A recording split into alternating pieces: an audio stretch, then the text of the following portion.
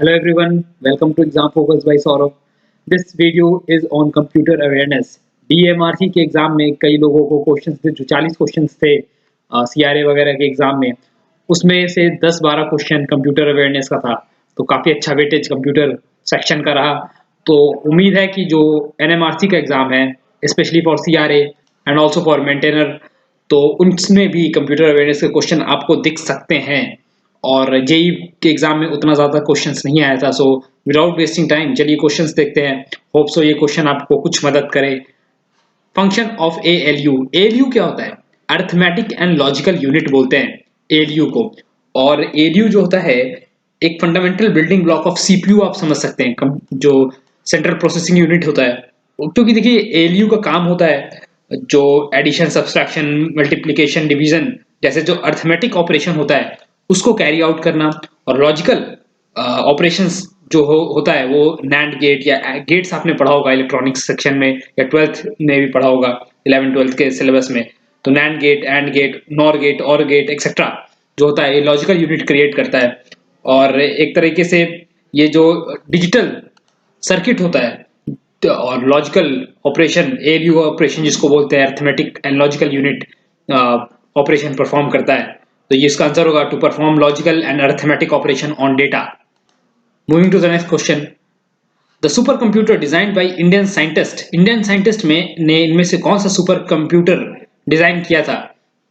जो पहला super computer develop किया गया इंडिजिनियसली इंडिया के द्वारा वो है परम 8000। और ये डेवलप किया गया 1991 में। 1991 वेरी इंपॉर्टेंटली ये डेवलप किया गया CDAC। CDAC क्या है? CDAC है centre of development of advanced computing. कुछ और भी सुपर कंप्यूटर्स आपको याद रखने चाहिए, मैं नाम बता देता हूं। आदित्य, AADITYA आदित्य। और IITM ने इसे बनाया था। अनुपम एक है, तो अनुपम ANUPAM।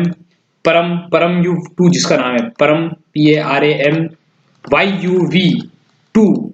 और सैगो SAGO, सैगो इसरो के द्वारा बनाया गया है। और उसी तरह से वीरगो VIRGO, वीरगो IIT मद्रास ने बनाया है। तो इतने नाम कम से कम आपको पता होना चाहिए। Okay, moving to the next question. EDVAC का फुल फॉर्म क्या है? EDVAC का फुल फॉर्म होता है electronic discrete variable automatic computer. और ये एक तरह का अर्लीस्ट कंप्यूटर, इलेक्ट्रॉनिक कंप्यूटर था। और EDVAC एक बाइनरी सीरियल कंप्यूटर है जो कि automatic addition, subtraction etcetera functions जो है परफॉर्म कर सकता है। Okay, moving to the next question. Motherboard of a computer is very basic question, और इस क्वेश्चन का आंसर सब कोई दे सकता है। तो जो मदरबोर्ड है वो एक ऐसा एसेंशियल पार्ट है, the most essential part of the computer, जो कि CPU जिस पे लगा होता है। मेमोरी कनेक्शंस, मेमोरी जो होते हैं वो होते हैं कनेक्शंस होते हैं इनपुट आउटपुट डिवाइसेस के। तो it is a main circuit board, also called system board, on which बस स्ट्रक्चर आर माउंटेड। तो इसका आंसर होगा सेकंड। और मदरबोर्ड को मेन बोर्ड भी बोलते हैं, लॉजिक बोर्ड भी बोलते हैं, और बेस बोर्ड भी बोलते हैं। तो ये सारे बोर्ड अगर ये नाम सुने आप तो आपके दिमाग में स्ट्राइक करना चाहिए। मदरबोर्ड, बेस बोर्ड हो गया, या लॉजिक बोर्ड हो गया, मेन बोर्ड हो गया। Okay, moving to the next question. Where does a computer add and compare data? तो डेटा कहां पर ऐड या कंपेयर किया जाता है? ये किया जाता है CPU में। CPU is the main circuit, और ये सारे फंक्शंस जो है परफॉर्म किए जाते हैं CPU चिप में। Which of the following is not a image file? इनमें से कौन सा इमेज फाइल नहीं है? तो ये भी आप जानते होंगे। JPEG एक इमेज फाइल है, GIF इमेज फाइल है, BMP भी इमेज फाइल है, TMP ऐसा कुछ नहीं है। अच्छा, JPEG का फॉर्मेट क्या होता है? JPEG का फुल फॉर्म होता है ज्वाइंट फोटोग्राफिक एक्सपर्ट ग्रुप। तो आप ये लिख लें, क्योंकि इस तरह का क्वेश्चन भी आता है। Joint photographic GRAPHIC expert group EXPERT GROUP। तो ये होता है JPEG। अच्छा, GIF का मतलब होता है ग्राफिक इंटरचेंज फॉर्मेट। तो ये भी आप लिख लें, ग्राफिक इंटरचेंज INTER चेंज और फॉर्मेट। और बीएमपी भी एक तरह का इमेज फॉर्मेट होता है जिसको बोलते हैं बिट मैप इमेज। तो बिट मैप इमेजिंग ये होता है BMP. Okay, moving to the next question. The copy to copy something following shortcut key is used. Copy करने के लिए आप कौन सा शॉर्टकट की यूज करते हैं? These are very basic questions, but बहुत लोग कंफ्यूज हो जाते हैं इन बेसिक क्वेश्चंस में ही। तो कॉपी करने के लिए जो शॉर्टकट की यूज होता है वो होता है कंट्रोल+C, और उसी तरह से जब आप कट करते हैं कोई चीज तो ये होता है कंट्रोल+X, और कंट्रोल+V जो होता है पेस्ट करने के लिए होता है। कोई चीज आप कट करके जब पेस्ट करते हैं तो उसे यूज करेंगे आप कंट्रोल+V, और उसी तरीके से कंट्रोल CTRL+Z यूज जब आप करेंगे तो ये होता है अंडू। कोई चीज आपने गड़बड़ की उसको अंडू करना है तो कंट्रोल+Z आप यूज करते हैं। कंट्रोल+F कोई किसी चीज को फाइंड करने के लिए, कंट्रोल+F तो पीडीएफ में अगर आपको कुछ फाइंड करना है या कोई डॉक्यूमेंट फाइंड करना है, कोई वर्ड फाइंड करना है, तो कंट्रोल+F करके वो वर्ड टाइप करके फाइंड कर सकते हैं। कंट्रोल+A CTRL+A ये होता है सेलेक्ट ऑल। सब कुछ अगर पूरा पेज सेलेक्ट करना है, पूरा पैराग्राफ कुछ भी अगर पूरा कंप्लीट सेलेक्ट करना है तो कंट्रोल+A यूज करेंगे आप।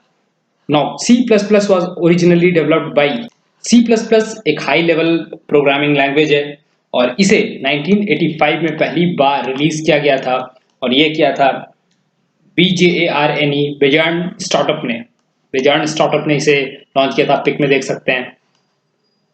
बेल लैब्स में काम करते हुए इन्होंने ये C++ प्रोग्रामिंग लैंग्वेज को डेवलप किया था।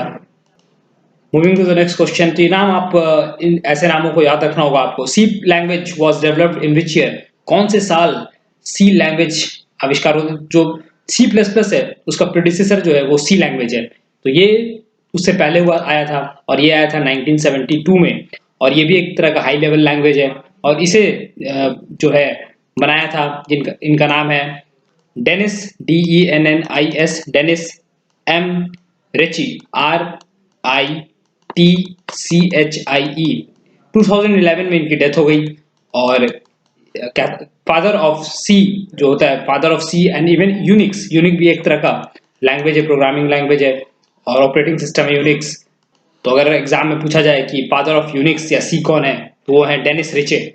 तो ये पिक्स आप याद रख सकते हैं डेनिस रिचे को। ये 1972 में आविष्कार हुआ था। Okay, modem is a dash. तो क्या वो इनपुट डिवाइस है या आउटपुट डिवाइस है? मॉडेम इनपुट डिवाइस भी है और आउटपुट डिवाइस भी है, वेरी इंपॉर्टेंटली, क्योंकि ये जो कंप्यूटर है उससे उस इंफॉर्मेशन सेंड भी करता है और इंफॉर्मेशन को रिसीव भी करता है। कुछ इसी तरीके के डिवाइसेस और भी आपको जैसे कि हेडसेट क्या होता है? हेडसेट पे माइक्रोफोन लगा होता है, तो आप फीड कर सकते हैं, आप अपनी आवाज फीड डाल सकते हैं और साथ में आप सुन भी सकते हैं। तो ये एक तरह का इनपुट आउटपुट डिवाइस है। साथ में नेटवर्क कार्ड्स जो होते हैं, टच स्क्रीन या ऑडियो कार्ड्स, ये सारे दोनों पर फंक्शन परफॉर्म करते हैं, इनपुट डिवाइस का भी आउटपुट डिवाइस का भी। तो मूव अगले क्वेश्चन पेपर चलते हैं। Which is not a computer peripheral? Peripheral क्या होता है? पेरिफेरल ऐसे डिवाइसेस को बोलते हैं, एक तरह से ऑक्सिलरी डिवाइसेस होते हैं जो कि कंप्यूटर में इंफॉर्मेशन पुट करने के लिए होते हैं या फिर इंफॉर्मेशन रिसीव करने के लिए होते हैं। तो ऐसे डिवाइसेस को, जैसे कि माउस आप क्लिक करते हैं और इंफॉर्मेशन फीड करते हैं, जैसे कीबोर्ड, इन तरह के डिवाइसेस को बोलते हैं। तो स्कैनर एक पेरिफेरल है, स्पीकर भी पेरिफेरल है, प्रिंटर भी पेरिफेरल है। तो सीपीयू नहीं है पेरिफेरल, ये मेन डिवाइस में आता है। Moving to the next question. Dash is a input device used for playing computer games. Very easy, और पिक से पहचान लिए होंगे, ये होता है जॉयस्टिक ऐसा डिवाइस होता है जिससे आप गेम्स खेल सकते हैं। और अगले क्वेश्चन पे चलते हैं। DBMS stand for? DBMS का मतलब क्या होता है? DBMS का मतलब होता है डेटाबेस मैनेजमेंट सिस्टम, और ये कई बार एग्जाम में क्वेश्चन पूछा हुआ है। DBMS का फुल फॉर्म क्या होता है? Database management system. देखिए, जो डेटाबेस होता है जहां पर आपकी इंफॉर्मेशन स्टोर की जाती है विद एटमोस्ट एक्यूरेसी के साथ, तो जैसे कि बड़े बड़े वेबसाइट्स होते हैं उनका उन पे आप रजिस्टर करते हैं तो उनका डेटाबेस में आपका इंफॉर्मेशन स्टोर होता है, उसी तरीके से ये होता है डेटाबेस मैनेजमेंट सिस्टम के अंदर। और GPEG स्टैंड फॉर? अभी हमने इस क्वेश्चन को डिस्कस किया है, तो इसका आंसर होगा ज्वाइंट फोटोग्राफिक एक्सपर्ट ग्रुप। इस क्वेश्चन का आंसर।